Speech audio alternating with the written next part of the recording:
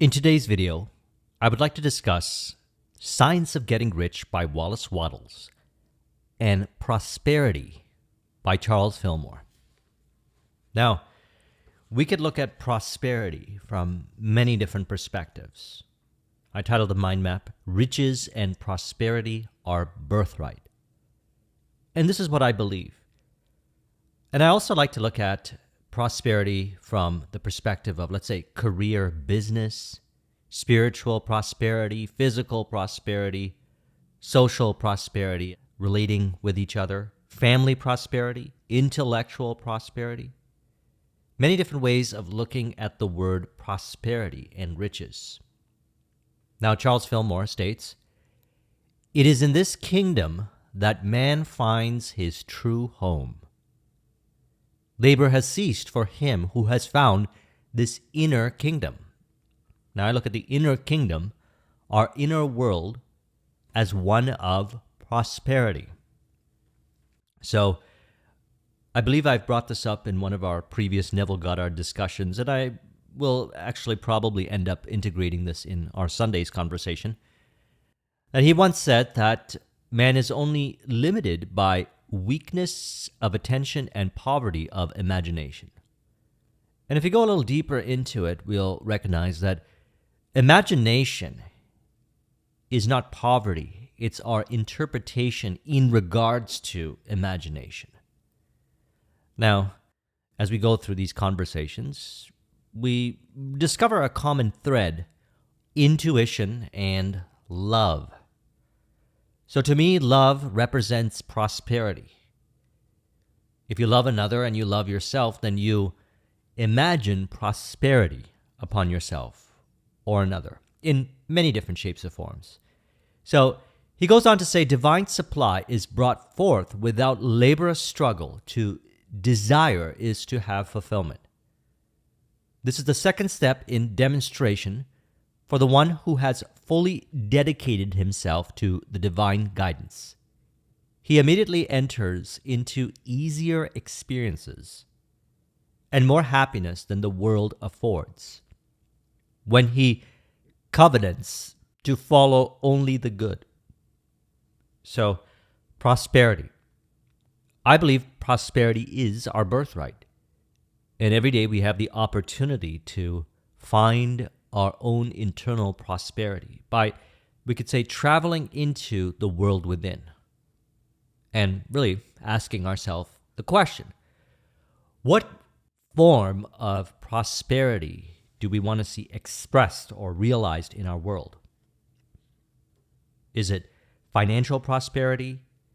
Is it prosperity in relationships? There are individualized expressions of prosperity wherever you look, and our goal is to find within ourselves what that means for us.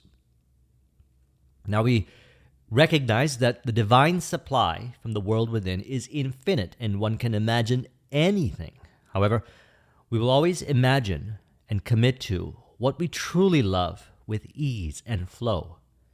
And this becomes our creative expression, how we live. Body is an expression of mind. See, we're soul. We have programming that we perhaps have learned and identified with, a lot of times unconsciously, which we want to bring conscious awareness on. And we want to allow ourselves to express. Body is an expression of mind. And we want to express to reveal our prosperity.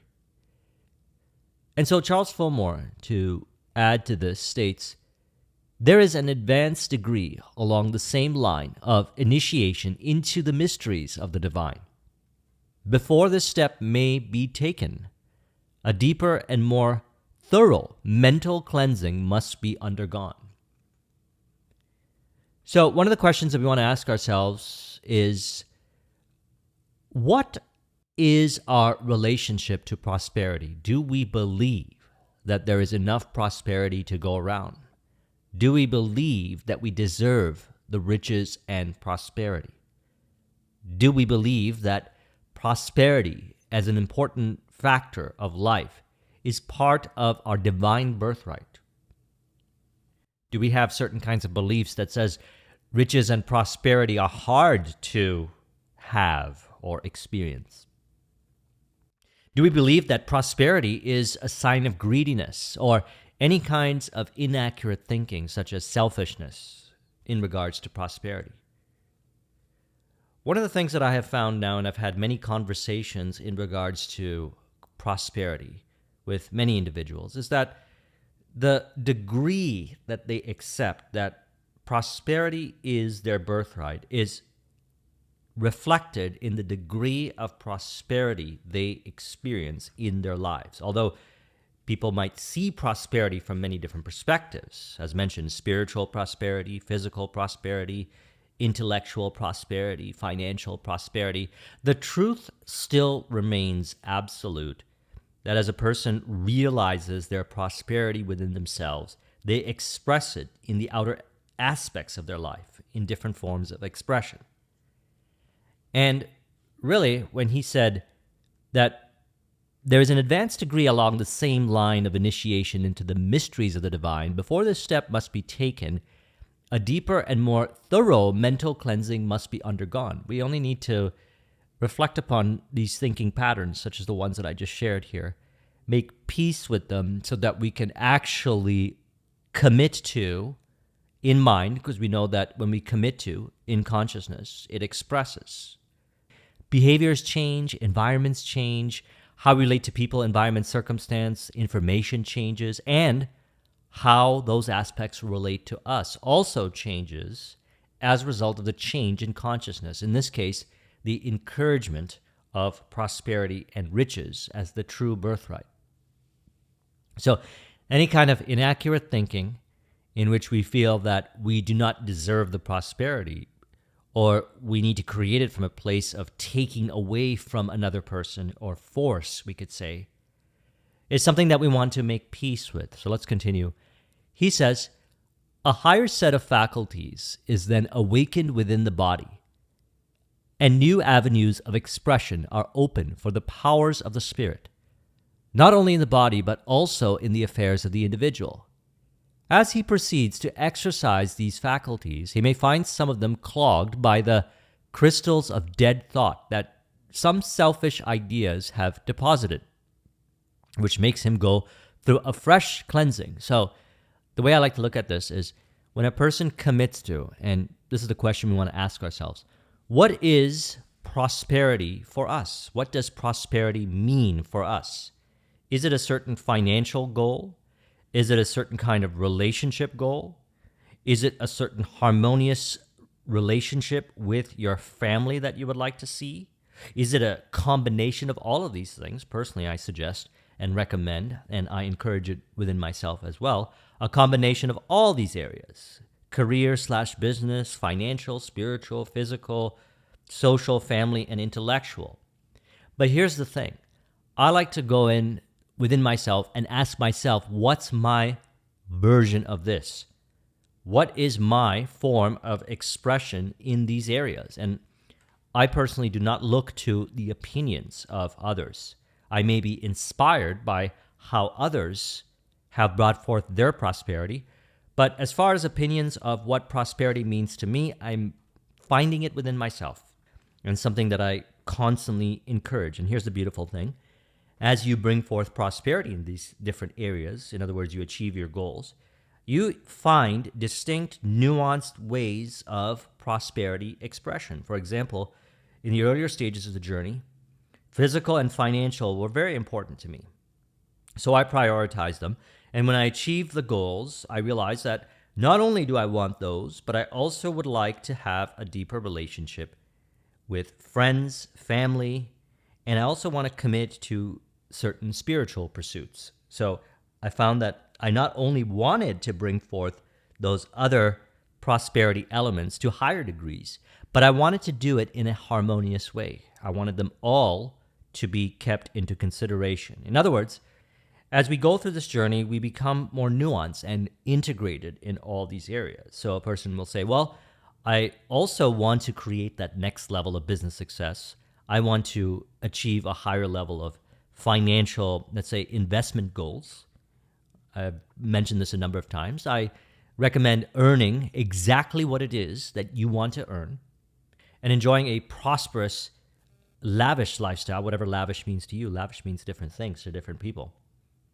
And then also having enough money or investment at the end of the month so that you could save and invest that for your future. Those are three distinct areas that we want to continue to practice and encourage and develop as far as skills go, so that we can have not only the financial prosperity in the moment, but also the long term. Now, we can look at that and we can also say that applies to every area of our life, such as prosperity in relationships. You want to look for the kind of relationships that you want. You want to enjoy the relationships that you have and further cultivate and build the relationships. And you want to build long-term relationships. Whatever criteria, a form of prosperity you would like to live, the relationships, same with the financial aspects, intellectual aspects, are symbolic representations of this prosperity that's within ourselves. So when he goes and says that the higher set of faculties is then awakened within the body and new avenues of expression are open, we find the nuanced relatability between these areas. And it is found by essentially committing to a goal and seeing it all the way to completion. Pick one goal, few goals, whatever it is, and commit to it and remain committed to it until you have realized your vision. It is through this journey we go through the purification of the mind, or as he referred to, the mental cleansing. And then, as he says, as he proceeds to exercise these faculties, he may find some of them clogged by the crystals of dead thought, as in old thought processes, thinking patterns that, for whatever the reason, we were unconsciously identifying with, but they are brought to the surface as a result of committing to the goal and staying committed to the goal towards prosperity. Now, in The Science of Getting Rich, Wallace Wattles says something very interesting. He says, every person has the natural and inherent power to think what he wants to think, but it requires, we could say, far more effort to do so than it does to think the thoughts which are suggested by appearances. To think accordingly to appearances is easy, he says. So let's look at this a little deeper here. As I mentioned, there's programming. We operate through programming that we identify with, thinking patterns, belief systems, ideologies, and so forth. And what I always encourage in these videos is to think for yourself, but more accurately put, to think divinely, as in reveal your true prosperity. I believe that it is our birthright to identify with and live expressively, full expression, and be prosperous in all our areas of our life. And if you're like me, then a lot of times in the earlier stage of the journey, it's, I would like to hit a financial goal, or I would like XYZ. It's usually one goal. And I always do this, is I encourage this with everybody. Whatever it is that they want, I don't question it. I say, I encourage you because you know in your heart that that's what you really want. That is actually how you are going to reveal even more prosperity in your life. That will become a symbol for you. Everything that you learn on that journey to creating that financial goal or financial success or whatever kind of success is going to be symbolic because you're going to learn so many things about yourself, how reality works, and it's going to be experiential. See, I always encourage working with experience as the teacher and letting go of conjecture, because although these thinking patterns here or these ideas that we discuss can sound very nice, they are practical because the spiritual laws or the mental laws are practical and actually one with the laws of nature. A person reconciles this within themselves by committing to a goal, picking a goal, committing to it. And I would suggest a prosperous goal, one of prosperity, whatever prosperity means for you. So when he says that every person has the natural and inherent power to think what he wants to think, we want to encourage this. And perhaps we are identifying with certain thinking patterns that seems to deny our prosperity. We're the ones denying it within ourselves.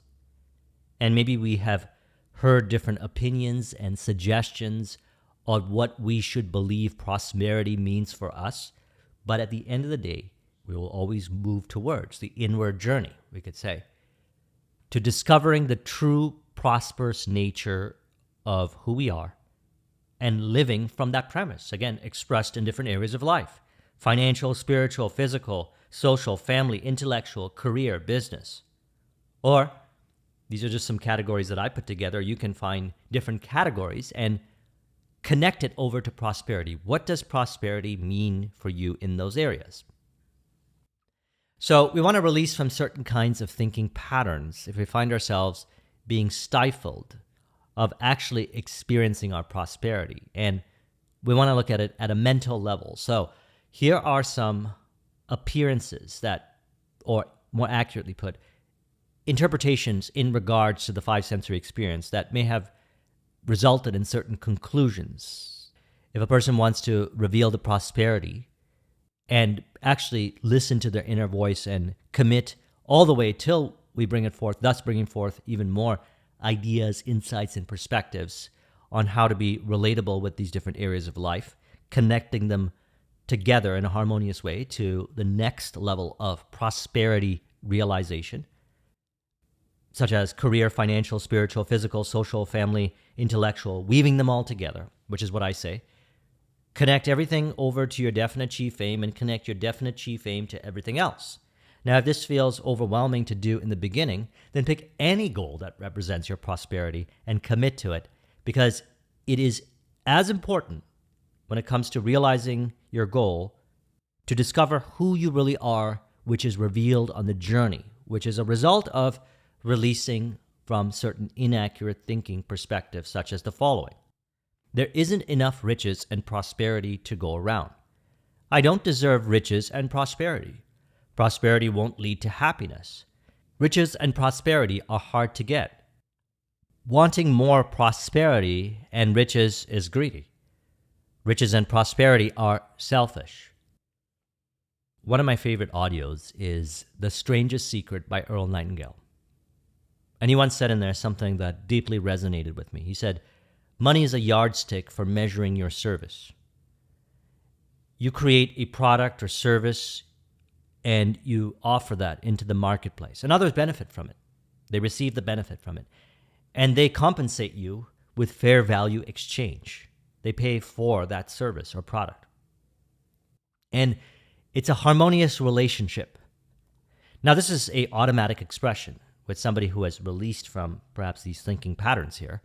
Let's take a look at these thinking patterns and change our relationship to any of these thinking patterns, knowing that if we identify with these thinking patterns, then perhaps it'll create unnecessary complexity and convoluted ways of thinking in relation to actually allowing ourselves to just express creative ways, different ways of getting to the destination of realizing the prosperity. And it's facilitated by our thinking patterns, our beliefs, our interpretations, our assumptions, our perspectives. And what we want is true and accurate perspective. So let's look at these. Number one, there isn't enough riches and prosperity to go around. See, this is a result of looking around and seeing what other people are doing and how they're creating their success, and looking at the different aspects of their business model and their career and so forth, and saying, there's only that person that could do it that way. And there's only a certain amount of resources available that that person works with to produce the product or service, and thus create the output or the benefit for their clients. And they have access to a lot of the resources. And that resource is scarce. We want to let go of those kinds of thinking patterns. We want to say to ourselves at the end that we will be able to achieve the prosperity, the riches that is inherent within us, even if it doesn't appear that we know how, or if we look at what others are doing or what the world is doing. Distinct from all of this, which is known ways that have been brought forth by others, I will find my own way. My own way will be discovered. And it could be something similar to what they're doing, or it could be something totally distinct and unique and individualized, because not only is prosperity my birthright, but the ways to bring forth my prosperity will be revealed via intuition. as a result of encouraging this way of thinking. Number two, if a person says, I don't deserve riches and prosperity, we want to let go of that kind of idea and identify with the true idea that prosperity is our birthright. We are here to harmoniously create prosperity in the lives of ourselves in relationship with others. And everybody deserves prosperity, and they deserve their version of prosperity. And everybody can have it, even if we don't know how. We want to encourage this idea, because once the person encourages this idea, they're actually able to see it. I know this happened with me. I used to think these things before. Some people deserve riches and prosperity, and other people are not lucky, and these kinds of thinking patterns. I started to release from it, and I started to see creative ways of how people, and I actually seen it. I've seen people who at one point weren't thinking that they deserve the riches and prosperity, all of a sudden change, and now they're enjoying the kind of prosperity that they truly want. And again, prosperity has different meaning for different people. We want to find what prosperity means for us and recognize that we not only deserve it, that it is our birthright. We are here to receive the prosperous ideas, visions in our imagination to commit to. And simply by committing to them in our imagination and saying that's how we truly want to live, all is an expression from that. Behaviors, capabilities, environments change or are expressions of it. You'll notice this. All of a sudden you get great ideas. All of a sudden you tend to do certain things. And you'll do it in your way. I had a conversation the other day with a client, and we were talking about different ways of growing his business. And I said, if you could do it in any way that you particularly want to do, how would you do it? And he mentions to me about essentially holding these events. And these events would bring people together, and he would do some kind of fitness program with them in a park. And I said, you love doing this? And he said, yes. And I said, that's the thing to do. My version of that is when I had built my IT business in 2009-10, I love connecting with people. So I used to go to meetups. I used to connect with the companies that I used to do the IT services for. We used to hang out, and they would refer me to people. See, I was doing it my way because prosperity was not only the birthright, but it is also our birthright in the way that we desire to see it brought forth, which is from really a place of love and flow. So creative ideas, hunches, and inspirations absolutely will show up when a person identifies with true prosperous ways of thinking, which again, I believe is our birthright. Number 3, prosperity won't lead to happiness. Now, in the Kabbalion, we say all truths are half-truths. So if you look at this more accurately, we'll see that happiness is found within. Again, go back to the earlier part here. It is in this kingdom within that man finds his true home. Labor has ceased for him who has found this inner kingdom. Divine supply is brought forth without laborious struggle. To desire is to have fulfillment. So what this means in relation to number 3 is that happiness is found within, and it is expressed in how we bring forth our prosperity and what we want to see, realize as far as prosperity. And so a person maintains the prosperous state of mind, or happy state of mind, we could say, in relation to receiving the blessings that is inherently theirs. Next, riches and prosperity are hard to get. Well, it can be looked at this way when you're thinking from the perspective of I have to get something from this outer world. We receive the hunches, ideas, inspiration from within, and we allow ourselves to express. And if we have complexity and thinking and frustration and incongruence between the physical, mental, emotional, and spiritual within, we ask ourselves, what are the thinking patterns? What's the programming that we have identified with for whatever the reason? And, are we giving a meaning to certain appearances of how things look in this 5-sensory world and allowing our own interpretations from within that we're assigning to the 5-sensory information to dictate whether we can experience our prosperity from a place of love, flow, or do we believe it's going to be a hard, stressful, frustrating journey?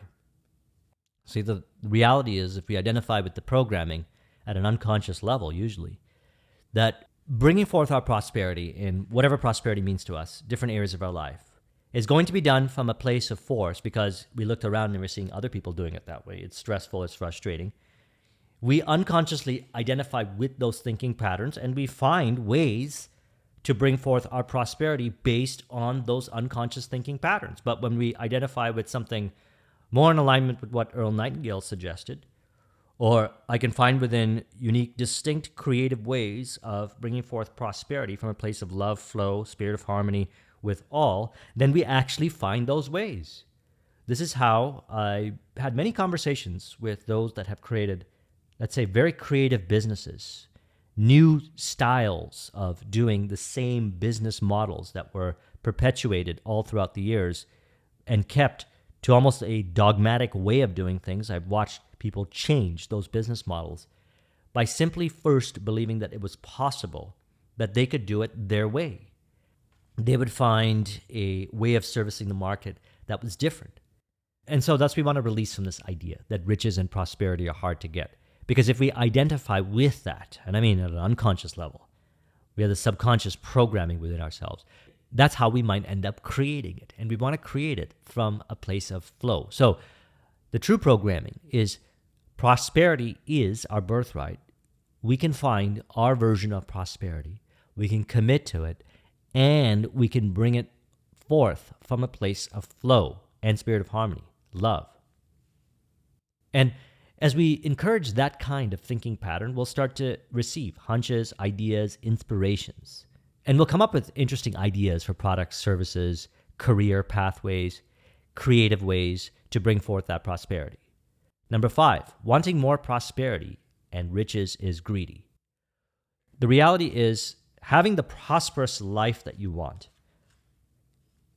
doesn't take away from another person unless we create unnecessary belief systems, or we identify, we can say, with certain thinking patterns that imply that that's the way that it works. Then as far as our eye can see, if a person unconsciously identifies with those thinking patterns, they will see others doing it from the perspective of greed. And they'll continue to confirm this idea that they're encouraging.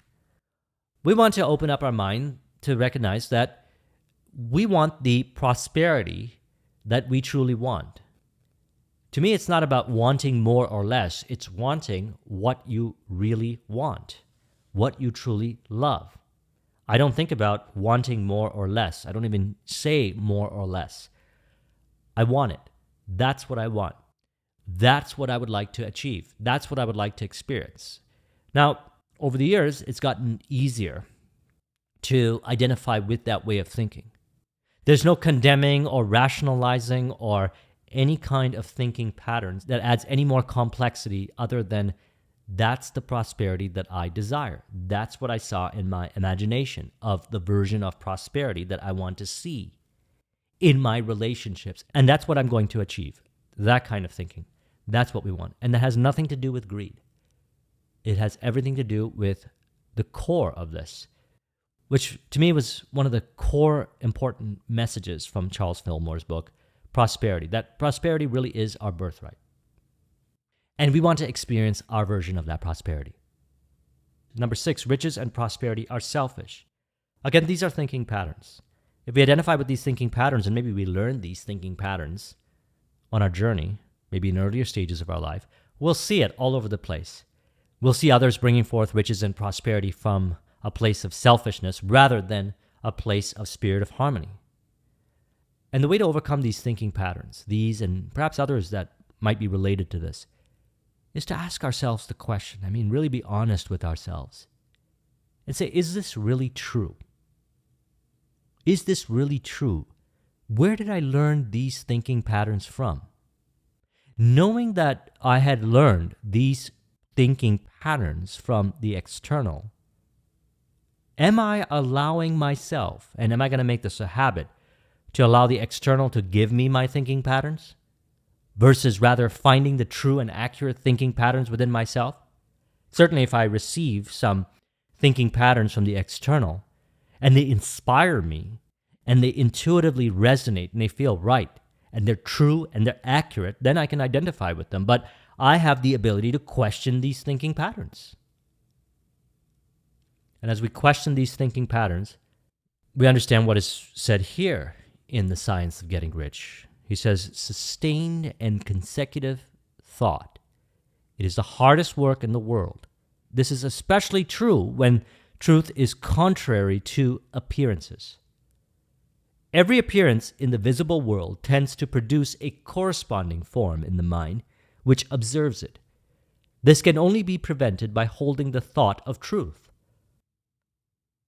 So he calls this the hardest work in the world. Now, if we think about this, and we've been discussing this, all change happens in consciousness, and what we imagine, what we assume to be true, how we believe reality to work, and what we identify as far as thinking goes, starts to change. And from that change, everything else expresses. Ideas, hunches, and inspirations show up. You know what to do, what not to do. You actually find yourself a lot of times automatically doing it. People show up in the most unexpected ways. You see the opportunities and resources that were always there. Acres of diamonds in mind is revealed and thus expresses itself as acres of diamonds of all the prosperity and opportunities that are there. We see it happen. And all of that is done internally. So the hardest work in the world, which we don't have to make it that hard. We just make it hard because we may consistently push against the outer world while actually encouraging the thinking patterns that form those expressions in the outer world from a place of force. And all we do is be more present. Ask ourselves, how are we thinking in terms of prosperity? And so these 6 potential appearances, interpretations really, are ones that when we make peace with, we'll notice that we actually find true and accurate representations of what prosperity means to us. We'll actually commit to it. And we'll actually find ourselves actually living in a prosperous way. And it will actually be in spirit of harmony with all. And then there's no inaccurate idea that you have to take away from another person. It's selfish. You don't deserve. And these kinds of inaccurate thinking. All there is left with is the true receiving of the prosperous ideas within, committing to allowing them to express, and also inspiring others to do the same. So I trust you found this to be helpful. Let's conclude this with an auto-suggestion to look beyond the appearances of these 6 aspects and find the true and accurate birthright prosperity in relation to the different areas, which is found within and expressed accordingly in career, business, financial, spiritual, physical, social, family, intellectual. We can say, I realize that prosperity is my birthright and thus everybody's birthright. And prosperity is sourced from the kingdom within and expressed accordingly. I commit to receiving my prosperity and living from the premise of my prosperity realized. Happiness is found within and expressed both on the journey to realizing my vision and my vision realized. This brings forth a higher degree of inner peace. From this regard, riches and prosperity express in a flow-based loving way, in the spirit of harmony with all. As a result of being this way, others are also inspired to reveal the prosperity that is distinct and true for them, reharmonizing reality in prosperity with all. And through this journey, I allow myself to think for myself, looking beyond, allowing me to observe programming, interpretations, and find the true and distinct, accurate meaning, which is in spirit of harmony with prosperity for myself and all. If you would like a copy of this mind map, the link is in the description. Thank you very much for watching. I'll talk to you soon. Take care.